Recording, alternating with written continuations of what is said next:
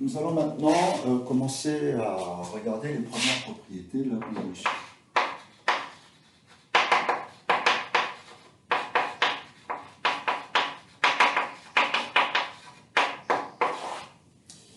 Et avant toute chose, nous allons faire un calcul très simple. On va prendre f, la fonction caractéristique de 0, 1, et puis g aussi.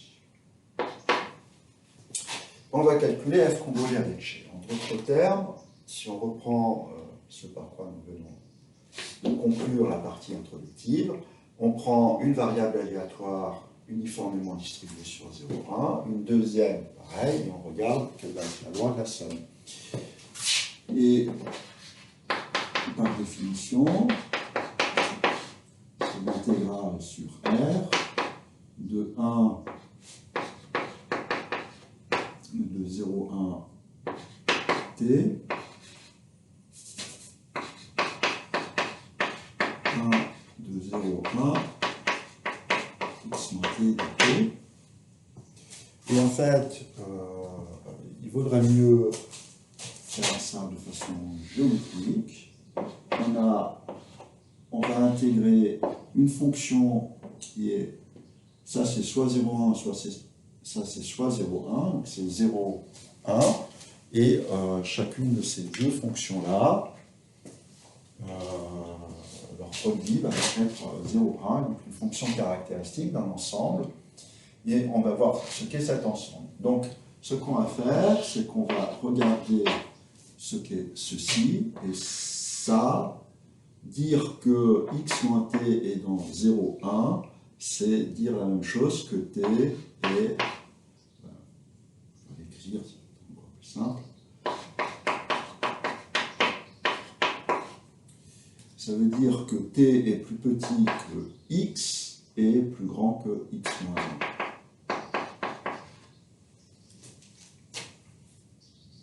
1. Et donc, qu'est-ce qui va se passer?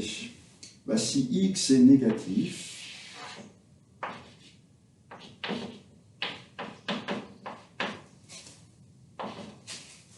l'intervalle x moins 1, x est entièrement à gauche. Et donc, on va avoir 0. De même,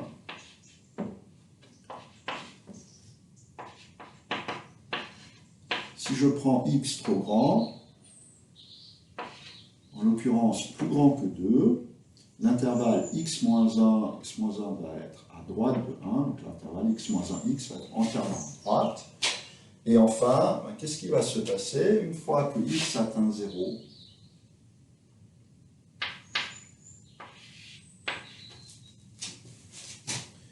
L'intervalle ici va commencer à chevaucher celui-là. Et donc, alors en résumé,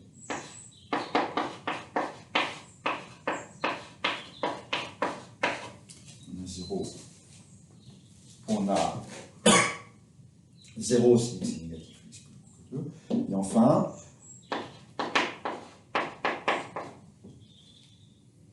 si x est positif, on va commencer à chevaucher. Alors, qu'est-ce qui va se passer? Cet intervalle-là est en même longueur. On va atteindre 1 quand x vaudra 1. Et du coup, on va avoir la longueur de l'intervalle 0x. C'est ça. Et puis la longueur, une fois qu'on dépasse 1, ce qu'on va avoir, c'est que l'intervalle, ça c'est x plus petit que 1,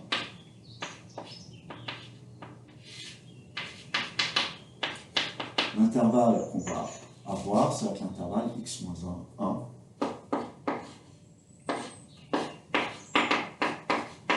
Et ça, c'est pour x allant de 1 jusqu'à 2 quand on ressort.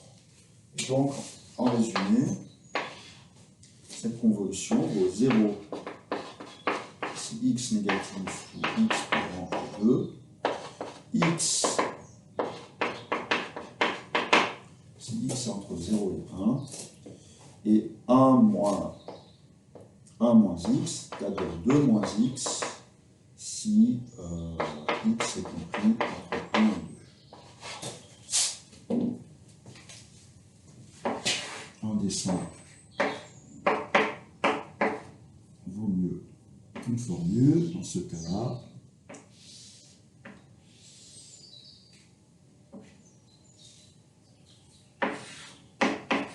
Donc c'est une fonction affine par un dessous.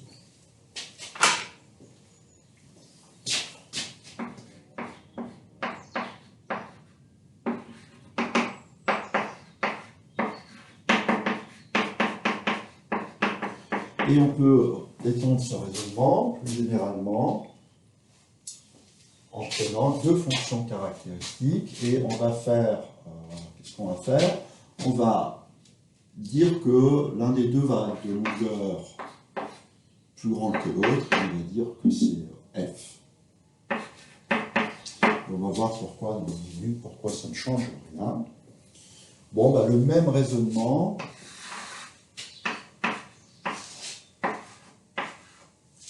Qu'est-ce qu'il faut regarder? Ben, il faut regarder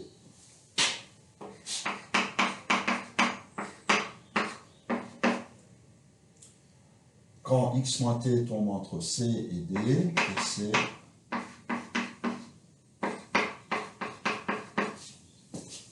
t compris entre x moins d et x moins c. Et donc, qu'est-ce qu'on va avoir? On va avoir à nouveau 0 ben, si x moins c est plus petit que a, c'est-à-dire x plus petit que a plus c, ou si le bord gauche, x moins d, est plus petit que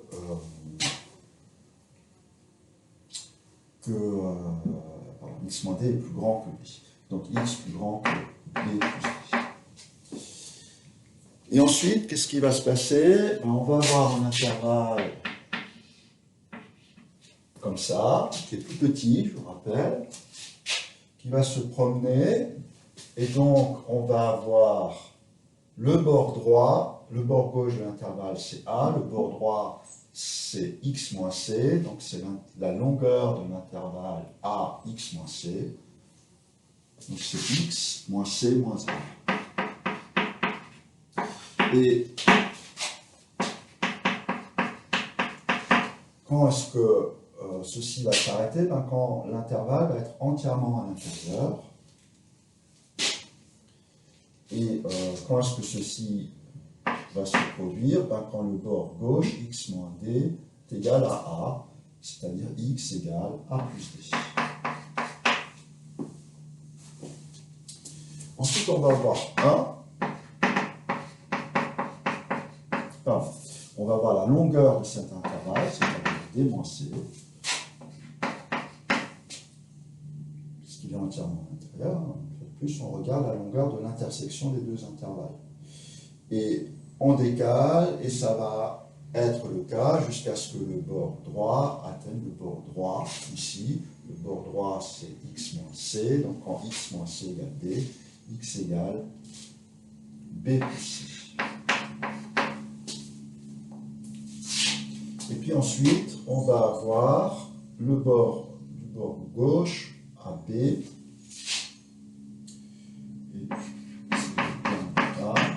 ça va évidemment se produire comme ceci. Et donc, qu'est-ce qu'on va avoir? On va avoir b moins le bord gauche, x moins d, donc ça va être b plus d moins x. Et là encore, un dessin vaut mieux que des formules. Alors, qu'est-ce qu'on constate? Le support, c'est-à-dire l'endroit où f convolé avec g n'est pas nul, c'est la somme des deux intervalles, c'est la somme algébrique, tout ce qu'on peut sommer par les points et autres. Et au milieu, on va avoir... Alors, on part de A plus C à A plus D. Donc ça va être la longueur du petit intervalle. Et pareil, on va aller de B plus C à B plus D. Donc là encore, la longueur du petit intervalle. Et ici, on va avoir cette longueur. Là, précisément. C. Et on va avoir une fonction infinie par morceau.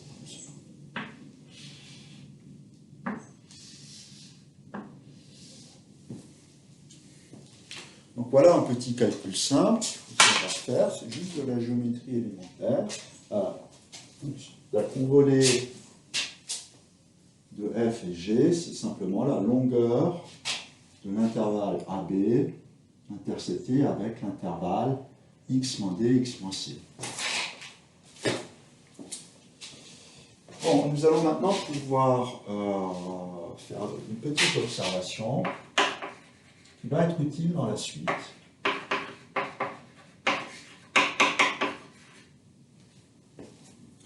Dans les deux cas qu'on vient de voir, le premier étant le cas particulier du deuxième, on est parti de fonctions caractéristiques d'intervalle, ou de fonctions qui n'étaient pas continues, et on est arrivé à des fonctions continues, un support compact, donc a fortiori qui tendent vers 0.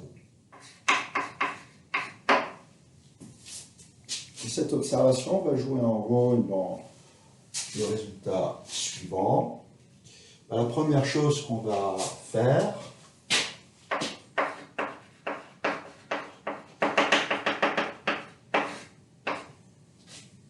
c'est que, je vous rappelle que ce qu'on veut définir, c'est l'intégrale sur RD de f de t, g de x moins t de t. Et ce qu'on veut faire, c'est définir cette intégrale. Le plus simple, c'est d'utiliser l'inégalité de Hilbert.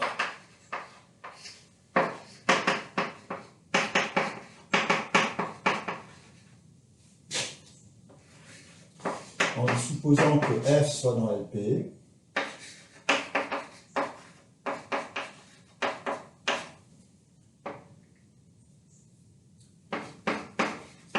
donc G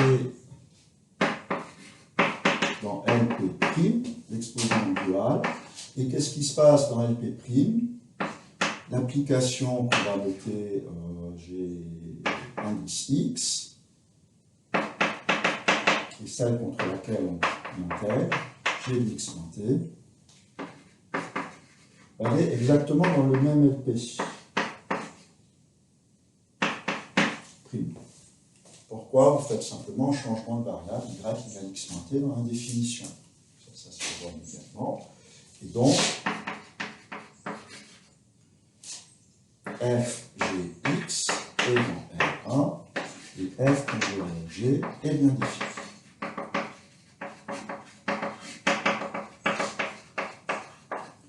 Et en plus, on va avoir f convolé avec g. Alors, a priori, f convolé à g de x est plus petit que l'intégrale de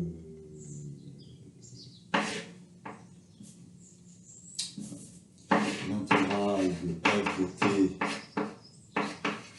gx de t, et l'inégalité de Hilbert dit que c'est plus petit que fp gx p', et gx p', c'est gp'. Et donc, cette fonction-là est bornée par quelque chose qui ne dépend pas de x, et donc c'est une fonction dans l'infini. Et ça marche donc pour P entre A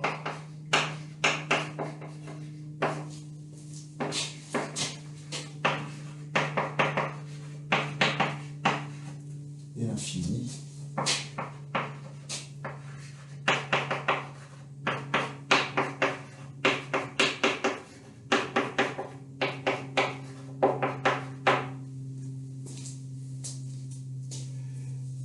Donc ça, c'est trivial. L'inégalité de Hölder nous dit que f convolé à g est 1 bien défini, et 2 est une fonction bornée avec cette forme. Ce qu'il est un petit peu moins, c'est la chose suivante, c'est que si P n'est ni 1 ni infini, donc P' non plus, f convolé à g est en fait mieux que ça, c'est une fonction dans C0. C'est une fonction continue qui tend vers l'infini. Vers 0 à l'infini. Et donc, qu'est-ce qu'on a montré jusqu'ici? On vient de voir que fg de f convolé avec g, de lp fois lp' dans L infini est continu.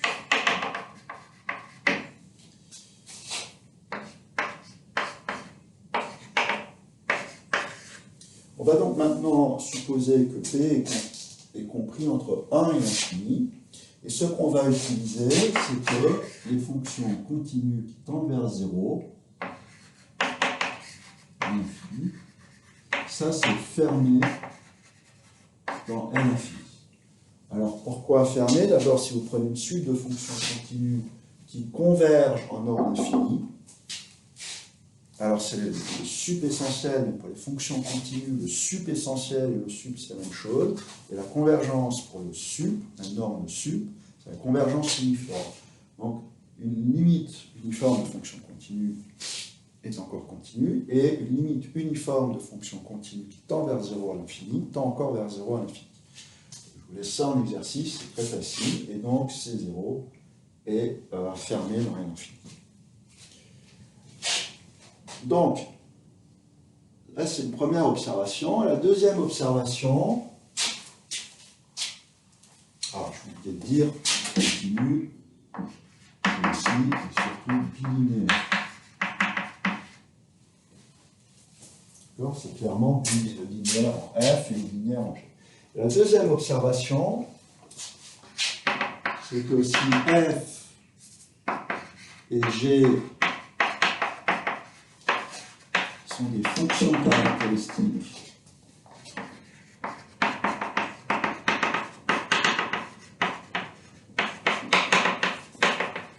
d'intervalle, alors f convolé à g dans C0.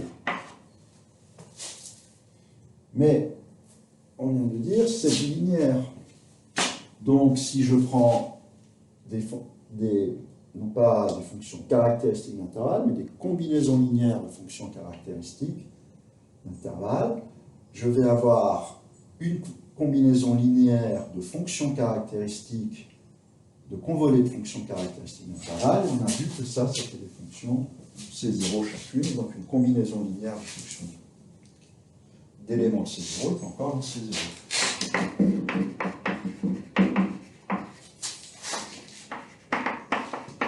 Donc ça, c'est encore vrai pour des combinaisons linéaires.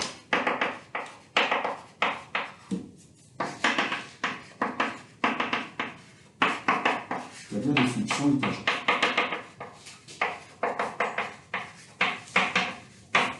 Donc si vous prenez f et g étagés, alors f convolé avec g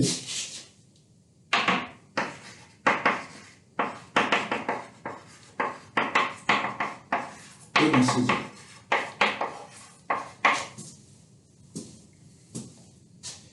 Alors maintenant, on a le bon goût d'avoir pris P entre 1 et l'infini. Alors,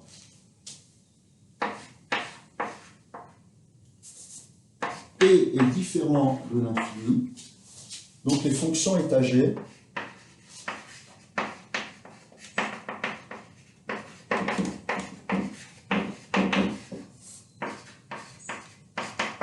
sont denses dans LP. Donc ça explique pourquoi on a éliminé l'infini ici. Donc on va pouvoir rapprocher f par des fonctions, si on prend f dans LP, on va pouvoir rapprocher f par une fonction état g. Et on voudrait faire la même chose pour g, et donc il faut que P' soit également différent de l'infini, et ça nous implique que P n'est pas égal à 1. Alors pourquoi en infini? C'est que maintenant je prends epsilon positif, je prends Fg, donc F dans LP, G dans LP', epsilon positif. Il existe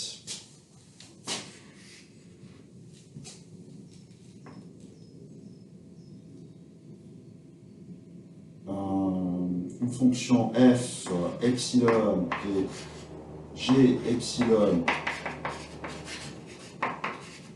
état g, tel que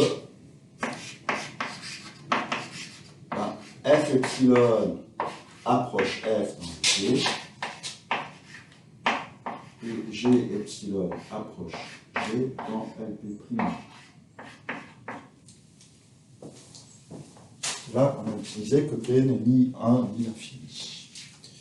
Ensuite, qu'est-ce qu'on fait? Là, on va regarder f convolé avec g, moins f epsilon convolé avec g epsilon, en norme infinie. Et c'est bilinéaire, donc comme toujours, on va passer par une inégalité triangulaire, il faut passer par un g epsilon. Donc on écrit que c'est f convolé avec g moins f epsilon convolé avec g, plus f epsilon convolé avec g, moins f epsilon convolé avec g epsilon, et on groupe tout ça. Et maintenant on réutilise l'inégalité qui est ici. Ça nous dit que c'est f moins f epsilon dans P, G dans P', plus f epsilon P, G moins G epsilon dans P'. Ça, c'est ce qui vient directement de l'altère. Ça, c'est plus petit que epsilon, Gp, et f epsilon, f epsilon dans Lp, c'est plus petit que norme de f dans P plus epsilon. Donc on a ceci, on fait epsilon tend vers 0, on a donc f epsilon g epsilon tend vers f convolé avec g. Ça, c'est dans C0. Et donc, cette convergence est en norme infinie. Donc, f convolé avec g est dans C0 également. Donc, voilà un exemple typique d'utilisation de la densité harmonique. Bon, nous allons maintenant faire un petit rapide survol des propriétés et démontrer.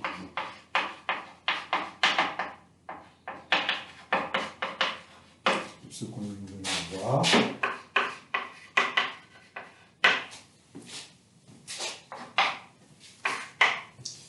Donc la première, on a déjà énoncé, c'est que f, g, moins f convolé avec g, c'est l'intégrale sur RD de f dt g de x dt dt. Et la première propriété que nous avons vue, c'est que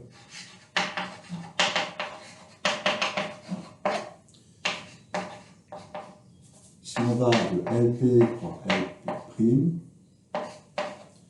dans L infini, alors ça c'est P égale 1, P infini, et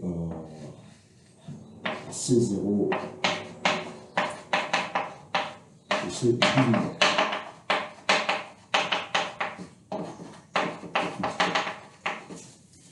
Donc ça, c'est le petit résultat que nous venons de démontrer. Alors en fait, nous l'avons presque démontré. Vous noterez quand on a montré que la convolée de deux fonctions caractéristiques d'intervalle était dans C0, quand les intervalles étaient différents, on en a pris un qui était plus petit que l'autre. Et c'était le premier. En fait, il n'y a pas de problème à supposer ça. Et il n'y a aucune différence si on inverse. Vous aurez remarqué que tout est symétrique en A, C, B, D. Si on échange AC par BD, on obtient la même chose. Et la raison est très simple, c'est que F convolé avec G, c'est G convolé avec F. Alors, comment est-ce qu'on fait ça? On pose simplement S égale X moins T, le changement de variable là-dedans. Et si je fais ça, je vais avoir intégrale sur RD. Si S c'est X moins T, T c'est X moins S. RD est transformé en RD, G de S et dx, dt devient ds. Je pense que j'ai besoin de ça en valeur absolue C. Et on va bien G convolé avec F si on échange ces deux.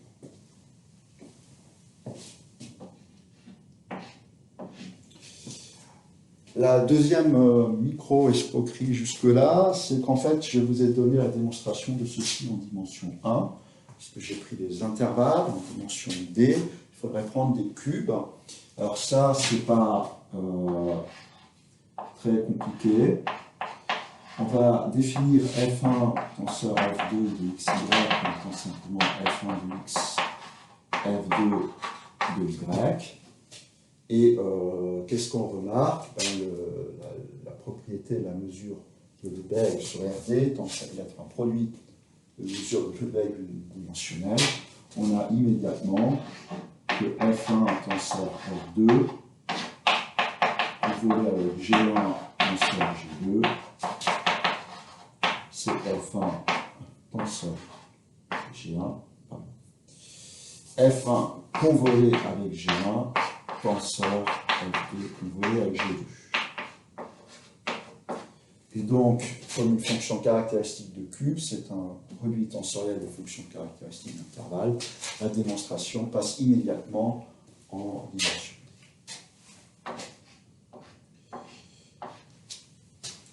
Donc, 3, c'est essentiellement.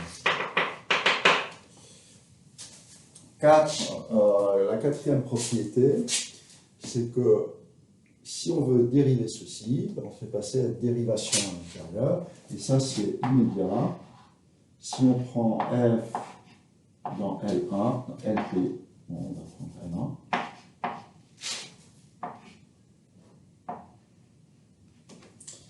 P appartient, G est à la fois dans C1 avec G et G' en l'infini.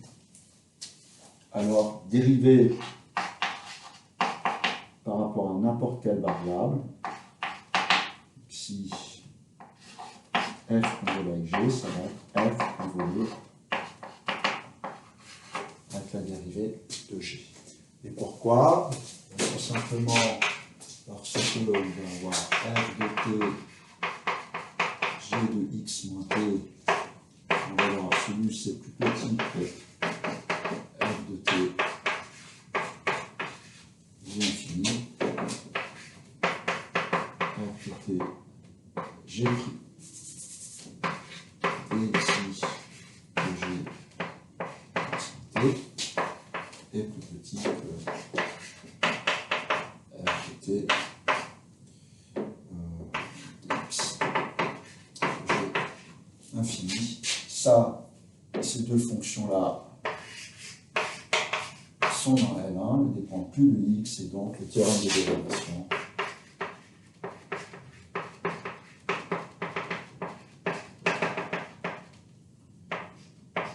nous dit bien que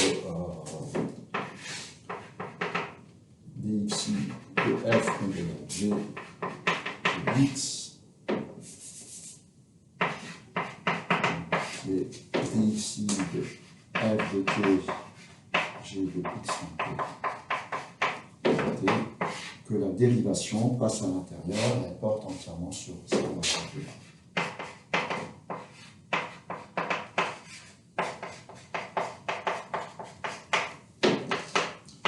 Et donc on retrouve f convolé avec dxi de g. Alors ça, en fait, c'est ce qui permet de revenir à la toute première partie. C'est ça qui va permettre qu'on puisse rentrer les dérivations et les faire porter sur une seule des fonctions. C'est ça qui va permettre, par exemple, d'écrire les solutions de l'équation de la chaleur comme des convolés, et puis de vérifier que c'est bien le cas.